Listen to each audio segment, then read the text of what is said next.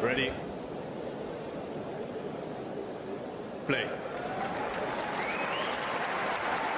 But Carlos Alcaraz played his first match, or sorry, not his first match. He won his first match today in Monte Carlo of his career, or he took down Fran Cerundolo.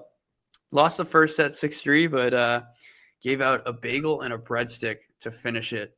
Fergus, tell me your thoughts on this match and Carlos Alcaraz, going forward at this tournament. Just reading Nerland's comments.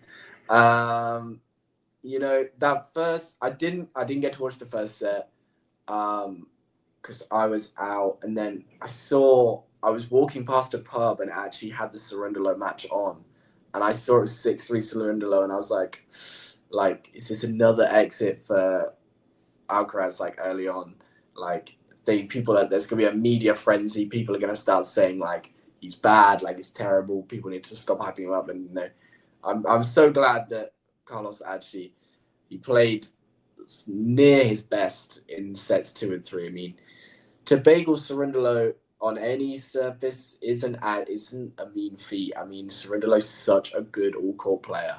A really underrated. I really like Cerundolo. He's such an underrated all-court player, and especially that forehand is definitely a weapon. Forehand's a big weapon for him.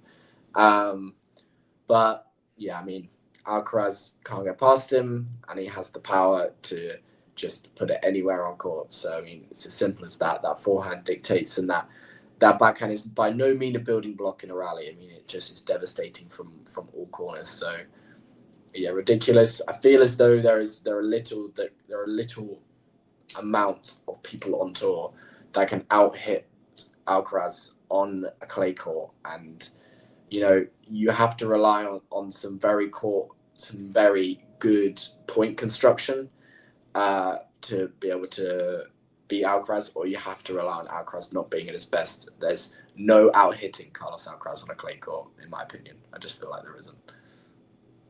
Yeah, I mean, I was doing a watch-along for this match, and I was thinking a little bit along the same lines as you. I was like, okay, are we going to have these storylines? Alcaraz can't win in Monte Carlo. What do we expect going forward? All of this, all that. So at the end of the day, as we're talking here, I'm glad that we're having a different conversation because it finally felt like things started to click. But that wasn't without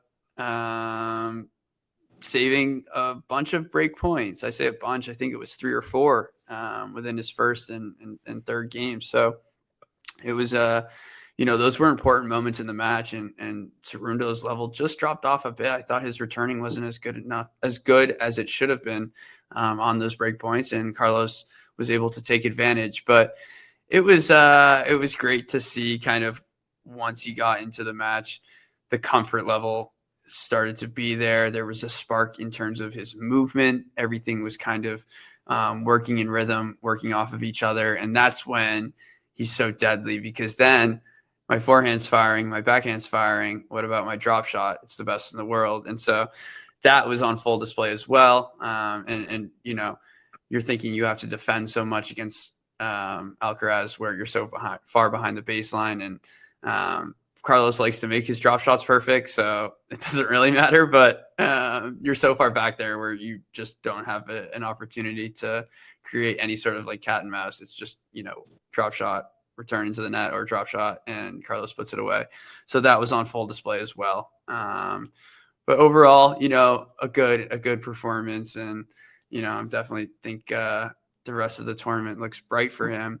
We did kind of touch on the serve, and still not clicking at the level that I bet he wants it to be, and what a top 5 player's serve kind of should look like in an effectiveness perspective. But I'm with you guys. It felt like once Cerundolo's level kind of dropped and he was fading a bit, he got a little bit down on himself, and he's like, all right, I'll give it like one last go. But I'll be honest with you, Fergus, I was surprised in terms of the rally lengths. It wasn't as long as I would have thought going into the match.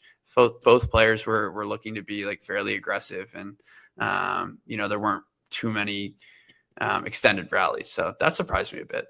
Yeah, there weren't many neutral balls going on, but and it's a bit of a shame because Cerundolo's first serve percentage dropped off a cliff in set two, and obviously that's how you get bageled, isn't it? But yeah, it just wasn't making that first serve, and then the second serve was just. I mean, it's like it wasn't even landing in. I mean, Alcaraz was putting it on the line before it would even hit the service box. So yeah, it was disappointing to see that Cerundolo kind of dropped his level. I mean, we've seen it before. Players that against our players against the top players, they get that tight first set, or they get that first set, and then their second set they feel as though they've got that margin that they can work with the K. I don't have to play as high a level in the second set because I have that third set to drop back on. But yeah, and the third set kind of got away from him. Really tough hold at the beginning of the third from Cerundolo, and I kind of thought, okay, this is where he gets like G'd up and he gets going, but he just couldn't get up for it in the third, and it's a bit disappointing. But Alcaraz, all credit to Alcaraz, he was stellar today. Yeah, yeah, and I'll quickly touch on, Cerundolo. I'm openly a big fan of his game. I talked about how, difficult he is to play on clay. He moves so well, but he's just so consistent. And like I said, the forehand is just such a big weapon. But the backhand is even so much improved. I think so big on the forehand where you forget a little bit about the backhand. And, that's been clicking as of this season. But yeah, the serve for Cerundolo, it's never been a big weapon. It's never been that good, and that's why he's kind of susceptible to getting broken much easier. But yeah, if he was in a different part of the draw and got someone else, I think he would have had a lovely time and maybe a little bit better of a chance. So that takes us to Alcaraz's next match, where he'll be taking on Danny Altmaier. Do you feel like Altmaier has any chance? If so, what what would that look like?